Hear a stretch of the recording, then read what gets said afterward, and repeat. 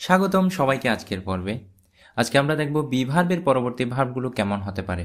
B ভার্বের পরবর্তীতে যদি কোনো ভার্ব বসে, সেই ভার্বগুলো কি প্রেজেন্ট ফর্ম হয়, নাকি ফার্স্ট ফর্ম হয়, নাকি ফার্স্ট পার্টিসিপল ফর্ম হয়, নাকি আইএনজি ফর্ম হয়।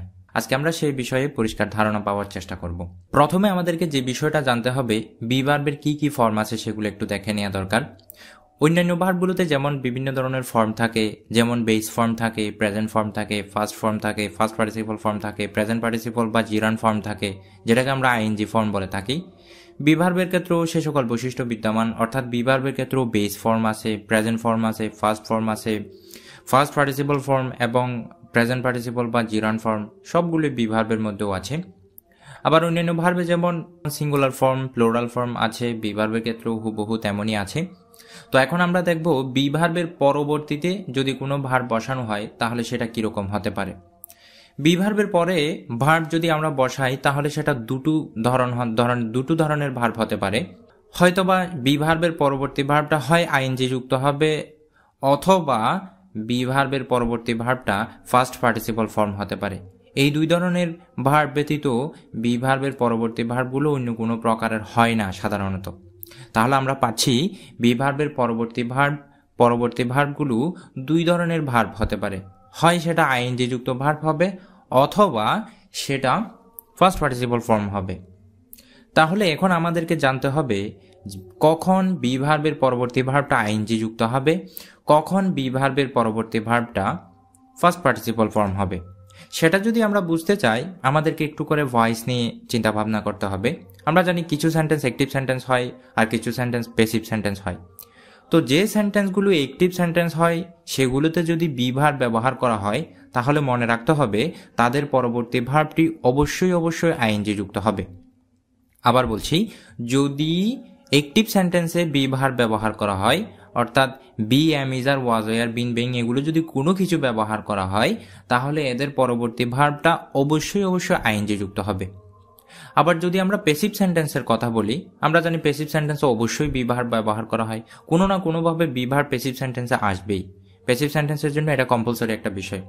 আর প্যাসিভ সেন্টেন্সের ক্ষেত্রে বি ভার্বের পরবর্তী ভার্ব অবশ্যই পাস্ট পার্টিসিপল ফর্মে হবে। তাহলে আমরা এখন বুঝতে পারছি যে বি ভার্বের পরবর্তী ভার্বটি কখন কিরকম হবে। বি ভার্বের পরবর্তী ভার্বটা হয় আইএনজি যুক্ত হবে, না হয় ফার্স্ট পার্টিসিপল ফর্ম হবে। কখন আইএনজি যুক্ত হবে? যখন বি ভার্ব যেই সেন্টেন্সে ব্যবহার করা হয়েছে সেটা অ্যাক্টিভ সেন্টেন্স হয়। আর কখন ফার্স্ট পার্টিসিপল ফর্ম হবে? যখন আমাদের সেন্টেন্সটা প্যাসিভ সেন্টেন্স, তখন বি ভার্বের পরবর্তী ভার্বটা অবশ্যই ফার্স্ট পার্টিসিপল ফর্ম হবে। আমরা কয়েকটি উদাহরণের সাহায্যে ব্যাপারটা লক্ষ্য করতে পারি। প্রথমে আমরা তিনটা বাক্য দেখি, যেমন they are going to market, he is enjoying the cricket match, they were লাফিং অ্যাট ইউর ফলিশনেস। এই তিনটি বাক্যের মধ্যে তিনটা বি ভার্ব ব্যবহার করা হয়েছে। প্রথমটাতে আর, তারপরের বাক্যে ইজ এবং পরবর্তী বাক্যে ওয়ার। তিনটা বাক্যেই বি ভার্বের পরবর্তী ভার্বগুলো যথাক্রমে গোয়িং, এনজয়িং এবং লাফিং। তিনটা ভার্বই আইএনজি যুক্ত। এরকমটা কেন হলো? কারণ এই তিনটা বাক্যই অ্যাক্টিভ সেন্টেন্স। অন্যদিকে the work was done by them, English is taught by him, he was compelled to do the work. এই তিনটা বাক্যও যথাক্রমে ওয়াজ, ইজ, ওয়াজ এই তিনটি বি ভার্ব ব্যবহার করা হয়েছে। প্রথম বাক্যে ওয়াজের পরে ডান ব্যবহার করা হয়েছে, যেটা কিনা ডু ভার্বের ফার্স্ট পার্টিসিপল ফর্ম। দ্বিতীয় বাক্যে টিচের পাস্ট পার্টিসিপল ফর্ম হিসেবে টট ব্যবহার করা হয়েছে, এবং তৃতীয় বাক্যে কম্পেল এর ফার্স্ট পার্টিসিপল ফর্ম হিসেবে কম্পেলড ব্যবহার করা হয়েছে। এখানে বি ভার্বের পরবর্তী ভার্বগুলো সবগুলোই ফার্স্ট পার্টিসিপল ফর্মে ব্যবহার করা হয়েছে। কেন? কারণ হচ্ছে এই তিনটে বাক্যই প্যাসিভ সেন্টেন্স।